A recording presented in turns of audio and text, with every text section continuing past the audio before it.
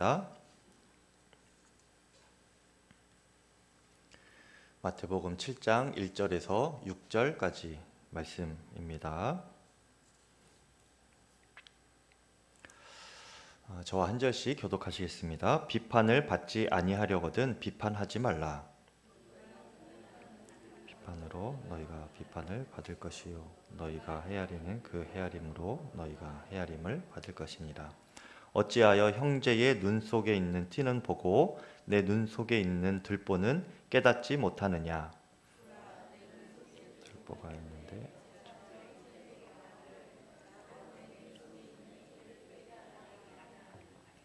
외식하는 자여 먼저 내 눈 속에서 들보를 빼어라. 그 후에야 밝히 보고 형제의 눈 속에서 티를 빼리라. 개에게 주지 말며 너희 진주를 돼지 앞에 던지지 말라.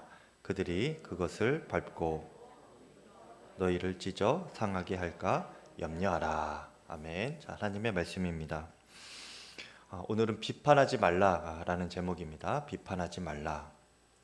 여러분은 누군가에게 비판을 받는 것에 대해서 어떠신가요? 마음이?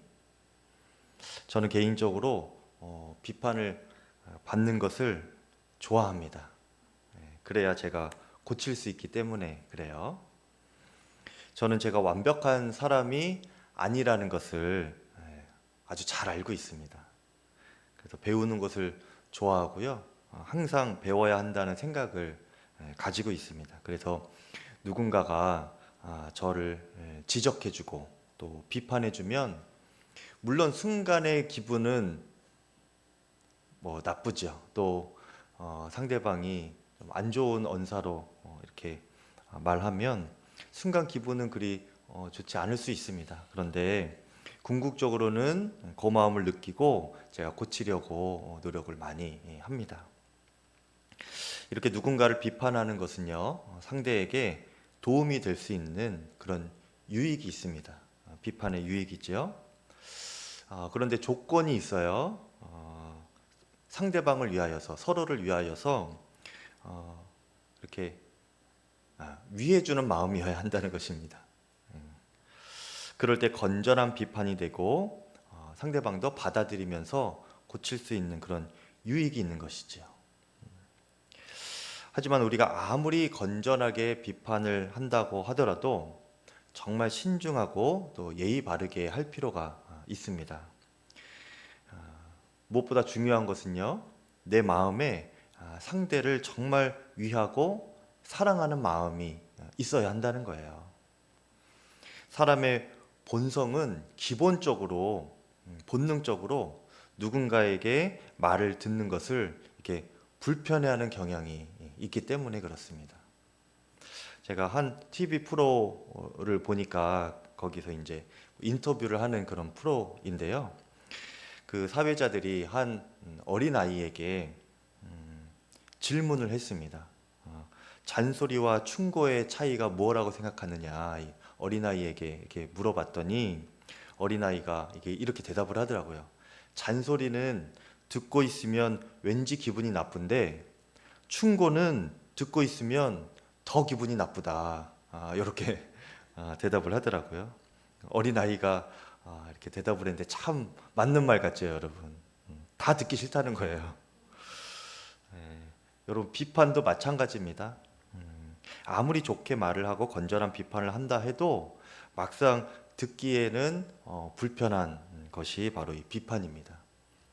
저처럼 이렇게 비판받기를 좋아하는 사람은 드물어요, 여러분. 하물며 그렇게 건전한 비판을 해도 듣기가 좀 불편한데 무례한 비판이라고 하면 이것은 정말 하면 안 되는 것이죠. 오늘 말씀 1절에서 예수님께서 이렇게 말씀하십니다. 비판을 받지 아니하려거든 비판하지 말라. 예수님께서 생각하시는 오늘 말씀하시는 이 비판은 너희가 그런 비판을 듣지도 말아야 되고 그런 비판은 하지도 말아야 된다라는 거예요. 근데 여기서 말씀하시는 비판은 무엇이냐면 무례한 비판을 말하는 것입니다. 예수님께서 이 말씀을 하실 때에 특정한 상황이 있고 대상이 있었어요. 그것은 무엇이냐? 당시 바리새인과 서기관들을 향하여서 이렇게 교훈을 해주시는 것이었습니다. 당시의 바리새인과 서기관들은요, 그 신앙이 외식적인 그런 신앙이었습니다. 무슨 말인가 하면 단적인 예로 예수님께서 그들을 이렇게 표현하실 때에 회칠한 무덤이다 이렇게 말씀하셨어요. 무덤이 있는데 겉에는 화려한 색으로 이렇게 칠을 한 아주 깔끔하게 칠을 한 그런 무덤인데 그 무덤 속에는 어떻습니까? 시체가 있죠. 그리고 시체가 썩어 있죠. 부패해 있죠. 그러니까 바리새인과 서기관들의 신앙, 그 믿음이 바로 그와 같다는 겁니다. 이 겉과 속이 다르고 겉은 화려해 보이고 깔끔해 보이고 이렇게 정돈돼 보이지만 그 속은 말할 수 없이 부패해 있다는 거예요. 그것을 외식적인 신앙이다라고 하는 것인데요. 그 한 가지 사례가 바로 오늘 말씀하시는 무례한 비판에 대한 내용입니다. 그들은 누구보다도 자신들이 하나님을 잘 믿고 있다고 생각하면서 겉으로는 신실하게 예배드리고 또 사람들 앞에서 잘 기도를 하고 또 사랑과 구제도 빠짐없이 하면서도 겉으로는 그렇게 하는데요. 속으로는 그 같은 신앙이라는 이름으로 다른 사람들을 깔보고 자신들의 기준과 부합하지 않는 자신들의 신앙 수준으로 하지 못하는 이들을 무시하는 그런 독선적인 태도로 상대를 비판하는 그런 이중적인 신앙을 가진 거예요. 여러분 오늘날에도요 우리가 우리 자신을 잘 돌아보지 못하고 또 의식하지 못하면 이런 독선적이고 무례한 비판을 할 수도 있는 것입니다. 그래서 오늘 우리에게도 주님이 이 말씀을 허락해 주신 것이지요. 어떤 사람이 그렇게 독선적이고 위선적이고 또 무례한 비판을 하게 되는 것인가? 내가 마음에요. 내가 남보다 의롭다 이렇게 착각하는 사람입니다. 교만한 사람이죠, 한마디로. 그리고 그 교만의 끝은 언제나 하나님을 향해서까지 이르게 됩니다. 이 바리새인과 서기관들이 그랬어요. 마태복음 15장 2절에 보면요. 이 바리새인들이 예수님의 제자들을 이렇게 보니까 그들이 이 예수님의 제자들이 음식을 먹을 때에 손을 씻지 않고 먹는 겁니다. 자신들이 전통적으로 세워둔 자신들의 장로들이 세워둔 그 규칙에 어긋나는 거예요. 손을 씻고 먹어야 되는데 예수님의 제자들은 그냥 먹는 겁니다. 배가 고파서 그랬는지. 그래서 그 바리새인들이 예수님께 이렇게 비판을 해요. 당신의 제자들은 어찌하여서 유대 장로들의 전통을 범하나이까? 우리 민족이 대대로 세워놓은 이 전통을 왜 예수 당신의 제자들은 지키지 않습니까? 이렇게 비판을 해요. 이것은 무엇이냐면 무슨 말이냐면요. 예수님을 가리켜 비판하는 것이죠. 당신이 어떻게 가리켰길래 당신의 제자들은 지금까지 이 유대 장로들 전통적으로 우리 민족이 지켜왔던 이 전통을 지키지 않는 그런 제자들로 그렇게 가리킨 것입니까? 당신이 스승으로서 어떻게 가리켰기 때문에 저 사람들이 저렇게 합니까? 그러면서 스승인 예수님께 그렇게 따지고 있는 것이죠. 그때 예수님께서 뭐라고 대답하셨는가? 너희의 전통으로 하나님의 말씀을 폐하는도다. 그들이 하나님보다 더 위에 있으려고 한다는 거예요. 자신들이 세워놓은 전통과 규칙을 하나님의 말씀보다 더 우선시하고 하나님 말씀보다 더 위에 있으려고 한다라는 것입니다. 그것이 그들이 실제 그 상황 가운데서 하고 있는 교만이었습니다. 사람을 무시하고 깔보는 것을 넘어서 하나님까지 무시하는 거예요. 자신들이 옳다는 겁니다. 예수님 보시기에 그들이 그런 신앙이었던 거예요. 여러분, 우리 자신이요, 이런 교만한 마음으로 남을 비판하고 또 판단하고 있다면 속히 돌이킬 수 있기를 바랍니다. 언젠가는 하나님도 틀렸습니다, 이렇게 기도할 날이 오게 되는 거예요. 그런데 그렇게 되면요, 그 사람은 더 이상 돌이키기가 어렵습니다. 하나님보다 위에 있으려고 하는데 어떻게 그가 돌이키겠습니까? 누구에게 용서를 구하겠습니까? 어떤 기준으로 자신이 돌이킬 수가 있겠습니까? 이게 교만이 이렇게 무서운 거예요.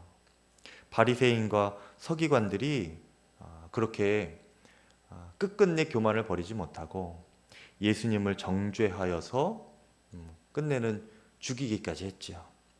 그리고 더 이상 돌이킬 수 있는 기회를 잃어버렸습니다.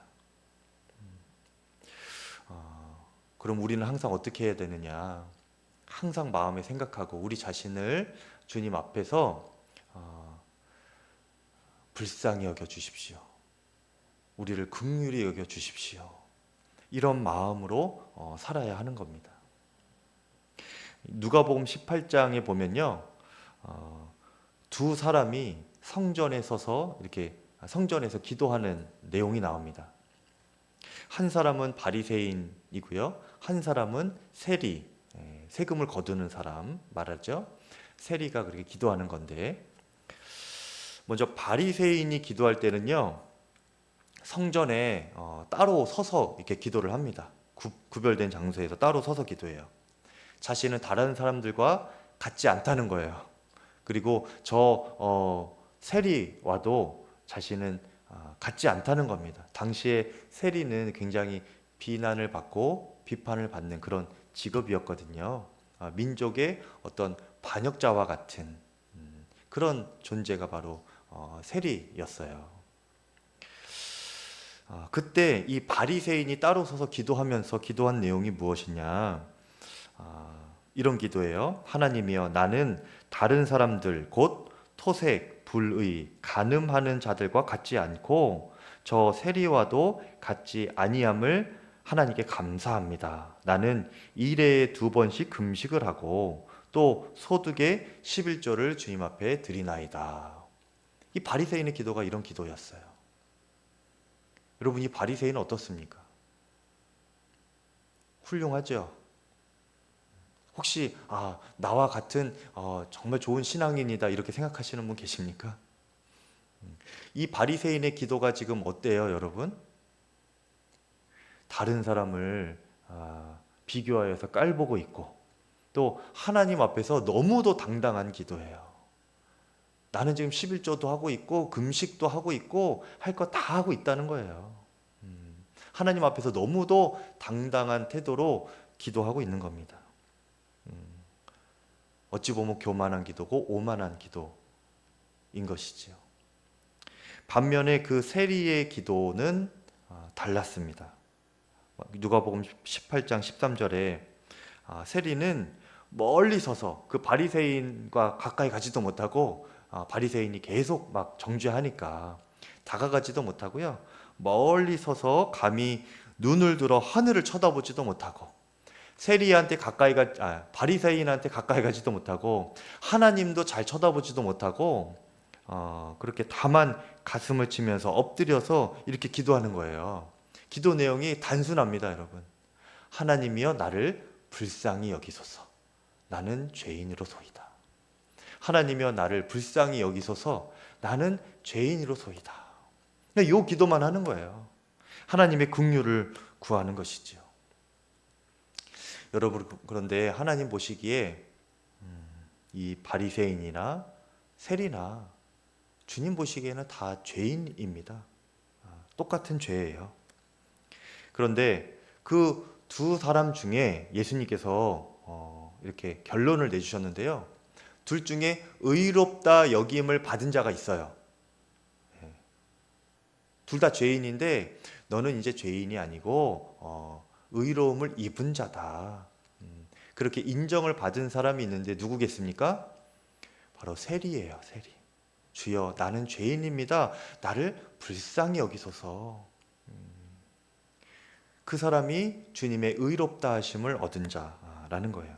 긍휼함을 입은 사람인 것이지요. 출애굽기 33장 19절에 보니까 하나님의 성품을 특징을 알려주는데요. 나는 은혜 베풀 자에게 은혜를 베풀고 긍휼히 여길 자에게 긍휼을 베푸느니라 이렇게 말씀하셨습니다. 그러니까 여러분, 우리가 긍휼을 구하는 기도를 드리면 그 기도에는 능력이 있는 거예요. 나를 긍휼히 여겨 주십시오 하는 사람에게 하나님은 긍휼을 베풀어 주십니다. 예. 여러분, 너무나 놀라운 일 아닙니까? 예. 긍휼히 여겨 주십시오, 나를 불쌍히 여겨 주십시오 이렇게 기도하는 자에게 하나님은 그 심령을 긍휼히 여겨 주시고 불쌍히 여겨 주시고 의롭다고 이렇게 덮어 주시는 겁니다. 굉장히 능력 있는 기도지요. 그리고 그렇게 주님의 긍휼하심을 입은 사람의 마음에는요, 주님의 긍휼하심이 새겨지는 겁니다. 그래서 그 마음으로 누군가에게 조언을 하고 또 비판을 해줄 때에 그 비판은요, 주님의 마음에서부터 나오는 비판인 거예요. 주님의 긍휼하심으로부터 나오는 그런 조언이고 비판인 것입니다. 그러면 그 비판으로 상대가 감동을 느끼게 되죠. 그리고 변하게 되는 거예요. 그에게 정말 도움이 되는 비판을 하게 됩니다. 하지만 여러분, 교만하여서 의롭다 여김을 받지 못한 사람의 비판은요, 아무런 도움이 안 됩니다. 내가 너를 위해서 내가 이러는 거야. 나니까 너에게 이렇게 말해주는 거야. 이렇게 아무리 해도요, 아무런 도움이 안 됩니다. 상대에게 도움이 안 될 뿐만 아니라 나 자신에게 비판을 하는 자신에게조차 아무런 도움이 안 돼요. 그렇게 비판해봤자 어떤 모양이 되는 것인가? 나는 교만한 사람입니다 라는 것을 드러내는 것밖에 안 되는 거예요. 나는 주님께 의롭다함을 받지 못한 사람입니다, 이것을 드러내는 것뿐입니다. 자신의 미성숙하게 된 것을 드러낼 뿐이에요. 여러분, 실제로 이 미성숙한 사람이 누군가를 비판하는 것을 이렇게 가만히 옆에서 보면요, 아주 기가 막히게 설명을 합니다. 묘사도 어쩜 그렇게 잘하고 상대방의 마음속에 들어가 있는 것처럼 그렇게 비판을 해요.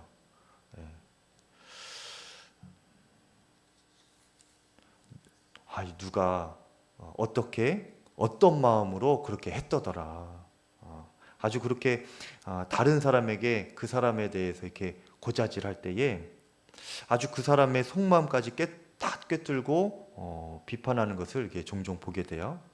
그런데 그렇게 비판을 아주 정확하고 또 날카롭게 잘 하는 이유는 무엇이냐면요, 어떻게 그렇게 그 사람의 마음에 들어간 것처럼 그 속마음까지 다 꿰뚫어 알면서 그렇게 비판을 하는가?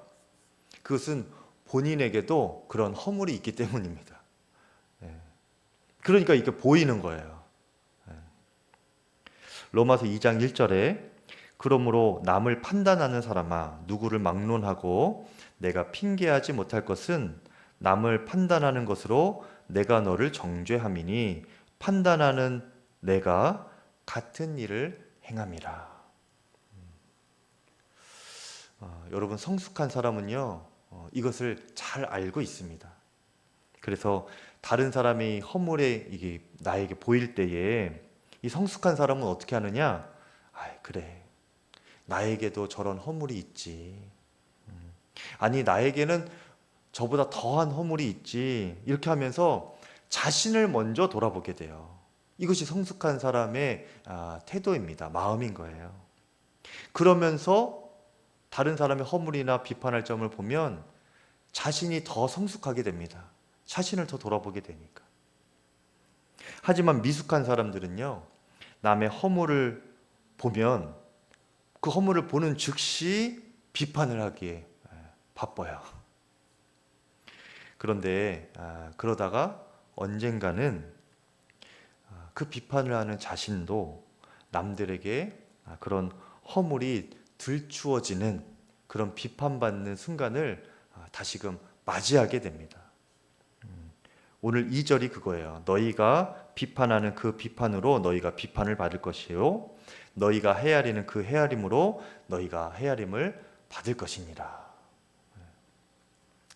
여기가 아이를 키우면서요. 이제 아이가 이제 조금 이제 말이 트이고 좀 자아가 생기기 시작할 때부터 짜증내기도 시작하고 또 고집도 부리게 되고 버릇없이 굴 때가 있죠. 그리고 심지어는 이렇게 옆에서 보면 아주 어린 아이인데도 이리저리 머리 굴리면서 거짓말하는 것을 우리가 또 볼 수 있습니다. 그럴 때 어머니들이 아주 따끔하게 혼을 내요. 근데 옆에서 보면 아이가 아직 아이인데 그래서 저럴 수도 있지. 왜 저 어머니는 저렇게 과도하게 이렇게 혼을 내시나. 그렇게 생각이 들 정도로 아주 엄마들이 아이의 버릇을 아주 그냥 따끔하게 고치려고 이렇게 심하게 혼내는 것을 볼 때가 있습니다. 어머니들이 왜 그렇게 아이를 세게 혼낼까요? 저도 몰랐는데요. 어떤 엄마가 저한테 그렇게 알려주셨어요. 저 아이를 보니까 나를 보는 것 같다는 거예요. 어쩜 내가 하는 것을 저렇게 똑같이 하는지. 그러니까 자신의 속마음을 들킨 것 같다는 겁니다. 엄마도 뭐 다른 사람에게 짜증 낼 때 있죠. 그리고 뭐 속일 때 있죠. 거짓말할 때 있죠. 고집 부릴 때 있죠. 또 윗사람에게 버릇없이 행동하고 이리저리 거짓말하고. 근데 그럴 때에 엄마 자신도 자신의 마음이니까 잘 알잖아요. 너무나 잘 알고 있는데 아이가 지금 그러고 있는 거예요. 내 아이가. 그러니까 이 엄마가 그것이 너무나 이제 보이는 겁니다. 아이가 어떤 마음으로 저렇게 행동하고 어떤 마음으로 이렇게 짜증내고 어떤 마음으로 저렇게 머리 이리저리 굴리고 거짓말하는지 다 보이는 거예요. 그래서 이 엄마가 얘가 이렇게 하면 안 되겠다 그러면서 반드시 고쳐야 되겠다 그러면서 아주 따끔하게 그냥 혼을 내는 거죠. 세상 용어로는 아이를 잡는다고 하죠. 그래서 아이를 키우는 어머니들이 공통적으로 하는 이야기가 있습니다. 아이의 모습에서 어머니 자신의 죄된 모습을 그대로 보게 된다라는 겁니다. 여러분, 그런데 우리가 다른 사람의 허물을 보게 될 때에도 우리가 동일한 마음을 사실은 가져야 돼요. 상대의 허물을 볼 때 그 즉시 그 사람을 비판하기 전에 우리가 먼저 해야 될 일은 무엇이냐면 나에게도 저런 허물이 있지. 그러면서 나 자신을 먼저 돌아보고 반성하는 것입니다. 여러분, 그렇게 할 수 있기를 축복합니다. 이것은요, 그 상대방을 옹호해 주기 위해서가 아니에요, 여러분. 우리 자신을 위해서 그렇게 해야 하는 것입니다. 여러분, 예수님께서 보시기에 어떤 죄를 지은 사람, 뭐 간음이든지 도둑질이든지 거짓말이든지 어떤 죄를 지은 사람과 그것을 이렇게 비판하는 사람, 이 두 사람이 있을 때에 예수님 보시기에는 둘 다 죄인으로 본다고 그랬죠. 그런데 이 두 사람 중에 둘 중에 누구를 더 심각하게 주님 보실까요? 바로 비판하는 사람입니다. 오늘 말씀을 보면요, 여러분, 예수님께서 이렇게 비판에 대해서 언급을 하시다가 갑자기 3절에 가면은 티와 들보에 대한 이야기로 비유를 드십니다. 3절에 어찌하여 형제의 눈 속에 있는 티는 보고 내 눈 속에 있는 들보는 깨닫지 못하느냐, 이렇게 말씀하고 있는데요. 여기서 티와 들보는요, 공통점이 나무와 관계가 있습니다. 티라는 것이 무엇이냐면 이렇게 나무를 가공할 때 여러분 밑에도 이제 우리 작업하지요? 할 때 뭐 가루 같은 게 떨어져 있죠. 나무를 이렇게 톱으로 자르면은 톱밥이 생기지 않습니까? 그 가루들이 생기잖아요. 그렇게 아주 먼지 같은 그 나무 조각, 톱밥, 아주 그 톱밥 중에서도 부스러기, 그게 티예요. 아주 작은 나무 조각. 아주 먼지 같은 거지요. 그리고 들보는 무엇이냐? 통나무 기둥 같은 것입니다. 그러니까 티하고 들보는 굉장히 차이가 많이 나는 거죠. 그런데 지금 비판을 이야기하시다가 지금 요 예화를 드신 거예요. 그래서 이것은 무엇을 의미하는 것이냐면 티라는 것이 아주 작은 그 나무 톱밥보다 더 작은 이 티가 사람이 일반적으로 짓는 죄를 의미한다고 한다면요, 이 들보는 그 사람을 비판하는 그것을 들보라고 하는 것입니다. 예수님께서 지금 그 비유를 드시는 거예요. 그러니까 이 티와 들보 중에 어떤 것이 여러분 더 커요? 비교도 안 되게 들보가 더 크죠? 나무 통나무 같은 그 기둥. 그렇죠? 죄를 지은 사람과 그것을 비판하는 사람이 있다면 이 비판하는 사람이 들보만큼의 죄라는 겁니다. 더 비교할 수 없이 비판하는 사람의 죄가 더 크다는 거예요. 예수님이 왜 그렇게까지 말씀을 하시는가? 여러분, 이렇게 일반적인 이제 명백하게 죄를 짓는 사람은요, 그가 회개할 기회가 있습니다. 회개할 가능성이 있어요. 그렇죠? 죄를 지으면은 이것이 내가 이런 죄를 지었구나.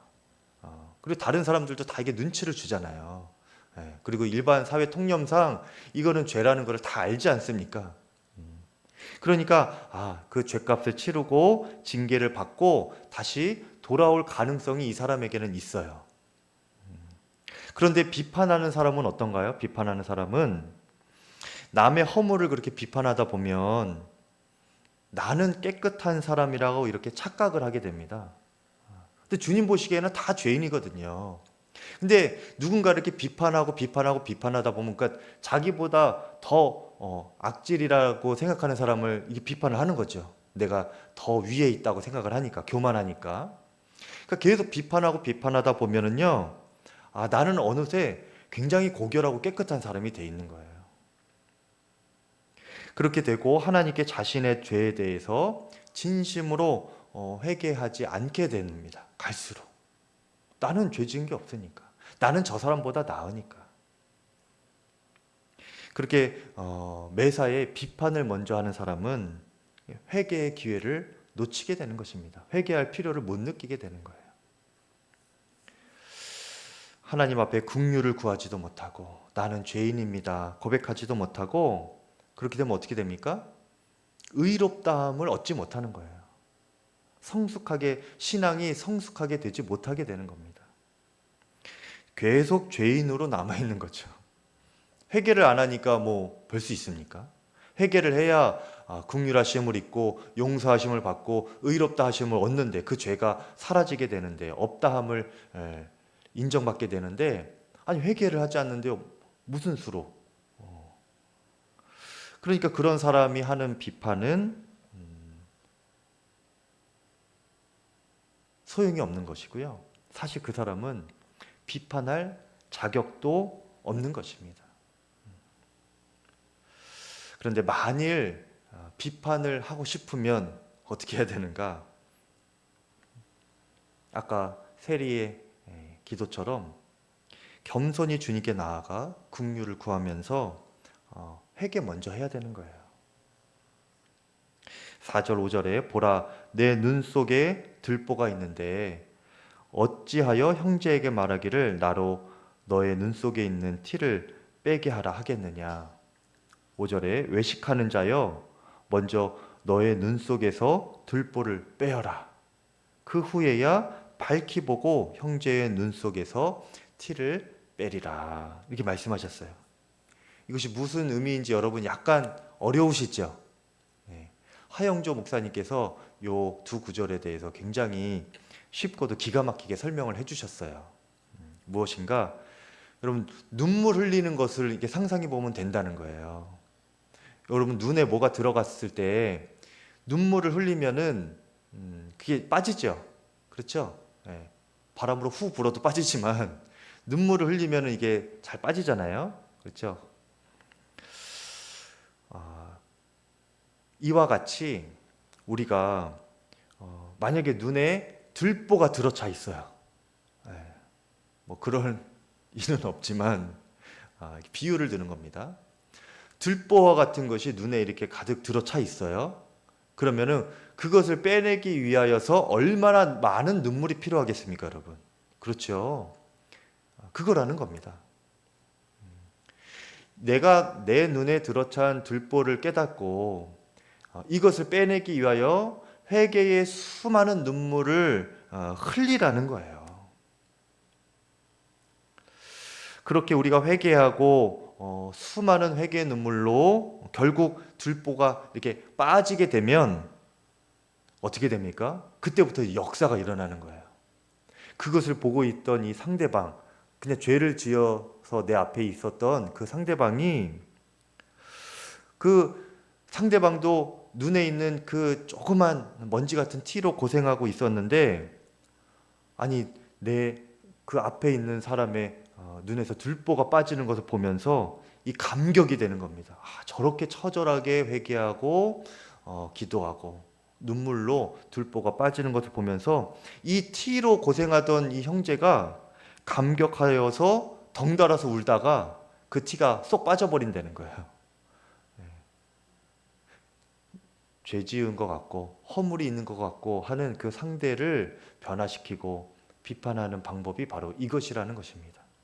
내가 나의 죄를 위하여서 처절하게 기도하고 나의 들보를 그렇게 눈물의 기도로 많은 회개의 눈물로 먼저 빼내는 것입니다. 그러면 상대방의 티가 빠진다는 거예요. 문제는 나인 것입니다, 여러분. 내가 먼저 반성하고 회개하면 그러면 상대방이 변한다는 거예요. 이것이 예수님께서 우리에게 알려주시는 영적인 원리인 것입니다. 그리고 그런 사람에게 비판할 자격이 주어지는 거예요. 그런 사람이 비판할 때에 상대방의 눈에서 티가 빠지게 되는 겁니다. 그렇군요. 깨닫게 되고 회개하게 되고 눈물을 흘리면서 그 티와 같은 죄를 주님 앞에 용서를 구하게 되는 겁니다. 내가 그렇게 나 자신도 회개하지 않으면서 그냥 정죄하듯이 비판하면 그런 잘못된 비판을 하게 되면은 오히려 그 사람은 반감을 가지게 되는 거죠. 여러분, 상대의 허물이 드러날 때 여러분 어떻게 하십니까? 무엇부터 하세요? 비판 먼저 하십니까? 여러분 심령을 돌아보면서 애통하며 회개 먼저 하십니까? 나 자신의 허물을 먼저 돌아보고 주님의 긍휼을 구하시는 여러분 되시기를 축복합니다. 하나님, 저는 죄인입니다. 저를 불쌍히 여기소서. 저를 불쌍히 여기소서. 그 기도로 하나님의 긍휼을 구하고, 그리고 하나님께서 약속하신 그 긍휼을 입는 거예요. 그러면요, 여러분, 우리가 하나님의 긍휼을 입는 순간부터 우리는 어떤 부르심을 입은 것이냐? 하나님의 긍휼을 입는 그 사람은 사람을 향하여서 긍휼한 그 사랑을 베푸는 존재로 부름받았음을 여러분 기억하실 수 있기를 바랍니다. 내가 긍휼을 받았는데 다른 사람에게는 비판과 정죄를 한다? 이것은 아니에요. 내가 긍휼하심을 입고 긍휼하신 사랑을 받았으면 나는 이제 부르심을 받았고 사명을 받은 것인데, 그것은 무엇이에요? 다른 사람을 긍휼히 여기는 존재로 내가 거듭났다는 것을 의미하는 것입니다. 그래서 우리 눈에 상대의 허점이 보인다면 그것은 비판하라고 보여주시는 것이 아니고 그 허점을 내가 보완해주고 사랑으로 감싸주라고 내 눈에 주님께서 보여주시는 것입니다. 여러분, 그렇게 하나님께서 주신 마음으로 그 사람을 도와주실 수 있기를 축복합니다. 네, 오늘 말씀을 의지하여서 함께 기도하겠습니다. 통성으로 기도할 때 하나님, 저를 불쌍히 여겨 주십시오. 저는 죄인입니다. 기도하시면서 하나님, 제가 무례한 비판을 멈추고 또 허물이 있는 자를 감싸주고 긍휼히 여기며 돕는 마음을 허락하여 주시옵소서. 주님 앞에 이렇게 기도하겠습니다. 할렐루야. 하나님 아버지 감사합니다. 주님께서 우리에게 비판의 입술이 사라지고 하나님 무례한 비판으로 남을 깎아내리고 정죄하고 그 심령을 무너뜨리지 않게 하여 주시옵소서. 무례한 비판을 멈추고 허물이 있는 자를 감싸주고 하나님 긍휼히 여기시는 주님의 성품을 따라 나도 그를 긍휼히 여기며 돕는 자가 되게 하여 주시옵소서. 하나님, 제가 주님의 긍휼하심을 입은 순간부터 다른 사람을 긍휼히 여기는 존재로 부름받았음을 기억하게 하여 주시옵소서. 그리스도인으로 또 주 예수를 따르는 자로 살아갈 때에 사랑이 넘치고 긍휼이 풍성하고 감싸주고 돕는 자로 살게 하여 주시옵소서. 비판의 날카로운 눈빛과 하나님 날카로운 혀가 이제는 주님 앞에서 끊어지게 하여 주시옵고, 하나님 주님 앞에서 많은 회개의 눈물을 흘리고 축복의 말 또 살리는 말을 할 수 있는 지혜로운 입술이 되게 하여 주시옵소서. 하나님 감사합니다. 인도하여 주시옵소서. 하나님, 주 예수님께서 우리 모두를 크신 긍휼하심으로 덮고 계신 것을 하나님 깨닫게 하여 주시옵소서. 그러지 아니하였으면 저희가 이 자리에 나오지도 못하였고 주 예수님 믿는 그리스도인이라 불림받을 자격도 없다는 것을 우리가 깨닫게 하여 주시옵소서. 주님의 긍휼하심을 입은 순간부터 우리는 긍휼히 여기는 자로 부름받았음을 기억합니다. 남의 허물이 보여질 때에 하나님 비판하라고 보이는 것이 아니라 그 허점을 내가 보완해주고 사랑으로 감싸주라고 주님께서 보여주시는 것을 하나님 깊이 깨닫게 하여 주시옵소서. 하나님 저희를 불쌍히 여기시고 하나님 남을 불쌍히 여기는 그런 거듭난 삶으로 살아가게 인도하여 주시옵소서. 비판의 날카로운 입술이 주님 앞에서 끊어지고 하나님 허물을 보는 날카로운 눈빛이 사라지고 주님 앞에서 회개의 수많은 눈물을 흘리며 내 안에 들보를 먼저 빼낼 줄 아는 지혜로운 하나님의 자녀들이 다 되게 하여 주시옵소서. 그리하여서 나를 만나는 모든 자들이 하나님의 긍휼하심을 입고 하나님 마음이 평안해지게 하여 주시고 심령이 일으킴을 받는 놀라운 역사가 일어나게 하여 주시옵소서. 주 예수님의 이름으로 기도드립니다. 아멘. 다 함께 찬송가 515장 함께 찬양하겠습니다.